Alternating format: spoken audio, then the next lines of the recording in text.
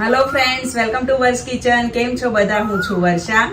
Super healthy, tasty અને easy recipes જોવા માટે વર્સ કિચન યુટ્યુબ ચેનલને સબસ્ક્રાઇબ કરજો. અને તમને જો મારી રેસિપી ગમતી હોય તો વિડીયોને તમારા ફ્રેન્ડ્સ અને ફેમિલી સર્કલમાં જરૂરથી શેર કરજો. Thanks and stay healthy.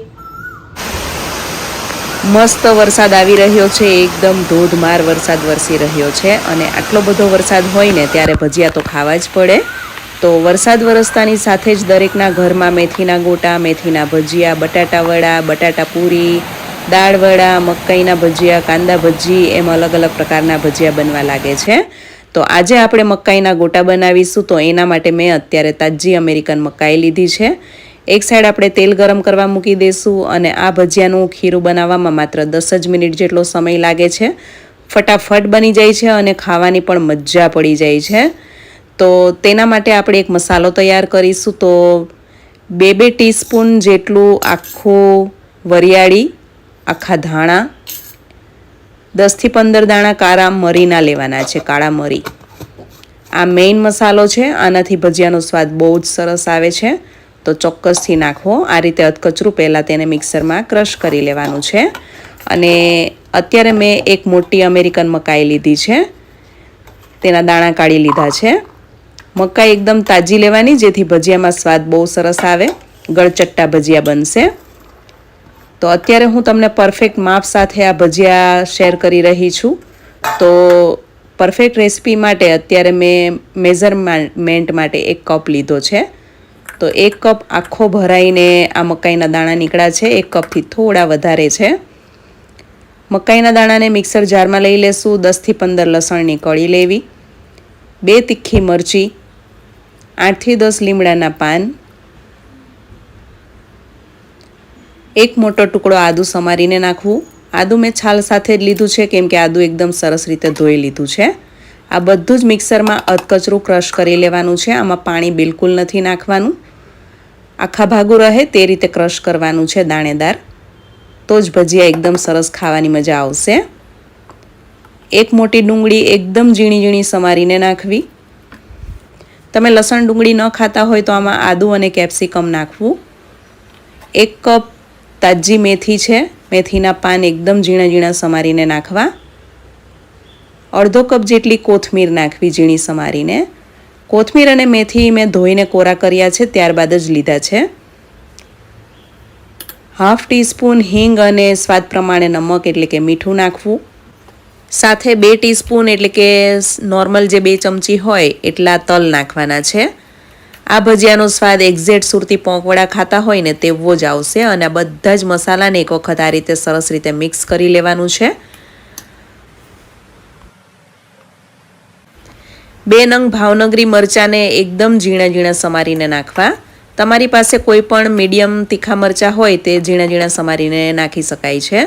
1/4 cup જેટલો ઘરનો દળેલો ચણાનો લોટ છે, જે જરાક એવો કરકરો છે. તમે આમાં તૈયાર બેસન પણ નાખી શકો છો. આમાં કોઈ કમ્પલસરી નથી કે આ જ બેસન જોઈએ કે આવો જ ચણાનો લોટ જોઈએ. તમારી પાસે કોઈ પણ પ્રકારનો ઘરનો ચણાનો લોટ હોય કે રેડીમેડ હોય બેસન, બંને ચાલે. તો બેસન એક વખત સરસ રીતે મિક્સ કરી લેવું. મારો અત્યારે ઘરનો દળેલો ચણાનો લોટ છે, જે જરા એવો કરકરો છે. જરા એવો કરકરો ચણાનો લોટ હોય ને તો ભજીયા એકદમ ક્રિસ્પી તૈયાર થશે. 1 લીંબુનો રસ નાખવો. 1 કપ મકાઈના દાણાની સામે મેં 1/4 કપ ચણાનો લોટ લીધો છે. એની સામે 1 કપ મેથીની ભાજી અને અડધો કપ કોથમીર નાખી છે. મેથીની ભાજી વધારે નાખશો એટલે આ ભજીયામાં મેથીના ગોટા જેવો સ્વાદ આવશે અને મકાઈને કારણે થોડા ગળચટ્ટા લાગશે. અને લીંબુનો રસ નાખ્યો છે એટલે થોડા એવા ખાટા પણ લાગશે. એટલે ભજીયા બહુ જ ચડિયાતા ટેસ્ટવાળા થશે અને ખાવાની મજા પડી જશે. બધું એક વખત સરસ રીતે 2 થી 3 મિનિટ આ રીતે ચમચી વડે ચલાવીને મિક્સ કરવાનું છે, જેથી ખીરું થોડું હળવું થઈ જશે. આમાં પાણી, તેલ કે સોડા કશું જ નથી નાખવાનું. આમ જ ખીરું તૈયાર કરવાનું છે. આ રીતનું ગોટા પડે તેવું ખીરું થવું જોઈએ. આ ખીરું માત્ર મકાઈનું જે આપણે ક્રશ કર્યું તે અને ડુંગળી નાખી તેમાં જ બની જવું જોઈએ. આમાં બિલકુલ પાણી નથી નાખવાનું કે મોણ માટે ગરમ તેલ કે પછી સોડા કે ઈનો કંઈ જ નથી નાખવાનું, નહીં તો ભજીયા બહુ તેલવાળા થશે. તેલ એકદમ સરસ ગરમ થઈ ગયું છે. તો હવે ગેસની ફ્લેમ સાવ ધીમી કરીને તેમાં આપણે જે મેથીના ગોટા મૂકતા હોઈએ છીએ તે જ રીતે આના ગોળ ગોળ ગોટા પાડવાના છે. બહુ મોટા પણ નહીં અને બહુ નાના પણ નહીં, તે રીતના પાડવા, એટલે એકદમ સરસ રીતે અંદરથી ચડી જશે. અને કડાઈમાં સમાય તેનાથી થોડા ઓછા ગોટા મૂકવાના, જેથી ગોટાને ફૂલવા માટે થોડી જગ્યા મળી રહે, તો તે એકદમ સરસ રીતે પાકશે. મકાઈની મીઠાશની સાથે આમાં જે મેથીની કડવાશનો સ્વાદ આવશે તે ગોટાને વધુ મીઠા બનાવી દે છે.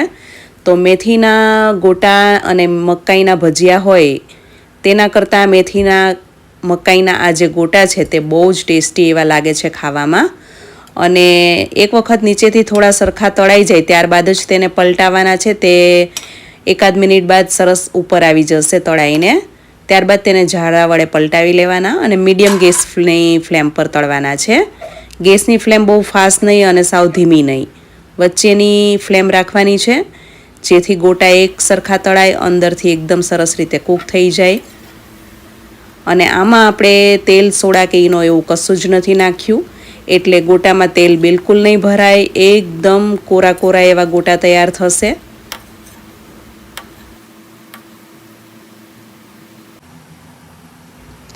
આ ગોટાને તળાતા 3 મિનિટ જેટલો સમય લાગશે. અને 1 મિનિટ થાય એટલે આ રીતે અલટ પલટ કરીને બધી બાજુથી સરસ લાઇટ ગોલ્ડન કલરના થાય તેવા ફ્રાય કરવાના છે. ઉપરથી એકદમ ગોલ્ડન ક્રિસ્પી અને અંદરથી એકદમ પોચા રૂ જેવા એવા ભજીયા તૈયાર થશે. અત્યારે આ ગોટામાંથી સુગંધ બહુ જ સરસ એવી આવી રહી છે, ખાટી મીઠી તીખી એવી એકદમ જોરદાર સુગંધ આવી રહી છે. તો ગોટા એકદમ સરસ ક્રિસ્પી એવા તળાઈ ગયા છે, લાઇટ ગોલ્ડન કલરના થઈ ગયા છે. તો આપણે તેને હવે કાઢી લેશું અને આ જ રીતે આપણે બીજા ગોટા પણ તળવા માટે મૂકી દઈશું.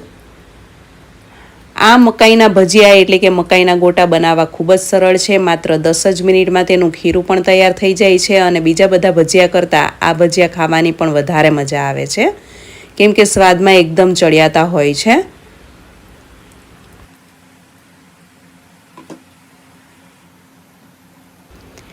તેલ સરખું ગરમ થાય ને એટલે ગેસની ફ્લેમ ધીમી કરીને તેમાં આ રીતે ભજીયા પાડવાના. અને ભજીયા બધા મુકાઈ જાય એટલે ગેસની ફ્લેમ મીડિયમ કરીને તેને ફ્રાય કરવાના, એટલે હાથ પણ ન દાજે અને ગોટા વધારે પડતા લાલ પણ ન થાય અને કાચા પણ ન રહી જાય. એકદમ પ્રમાણસર સરસ કલર આવે અને એકદમ સરસ રીતે કૂક થાય. તો સરસ ગોટા ફ્રાય થઈ ગયા છે, તો આપણે તેને બહાર કાઢી લેશું. હવે આ ભજીયામાં માત્ર એક જ લોટ એડ કરવાનો છે, બીજા કોઈ પણ પ્રકારના એક્સ્ટ્રા લોટ એડ કરવાની જરૂર નથી. તો પણ બહુ જ સરસ એવા બને છે. તો એકદમ ઉપરથી ક્રિસ્પી અને તેનો કલર તમે જુઓ કેટલો સરસ ગોલ્ડન કલર આવ્યો છે. અંદરથી એકદમ પોચા જાળીદાર તૈયાર થયા છે. તો અત્યારે મેં તેને કોથમીર ફુદીનાની ગ્રીન ચટણી અને ભાવનગરી મરચાં સાથે સર્વ કર્યા છે.